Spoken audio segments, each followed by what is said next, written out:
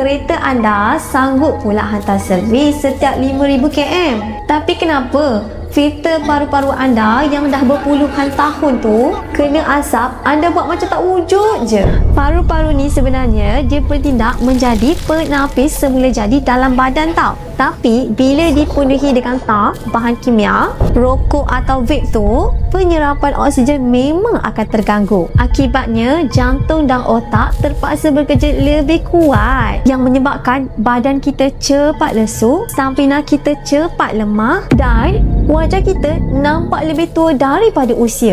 Dan memang kena servis tau. Apa yang anda perlu adalah herba akan nafas ni untuk buat deep cleaning pada alveoli ni supaya paru-paru anda boleh tapis balik oksigen dengan mudah. Anda, bila kali terakhir anda servis paru-paru anda tu? Komen dekat bawah kalau nak buat deep cleaning paru-paru hari ni. Dan tekan link bio sekarang untuk dapatkan akar nafas.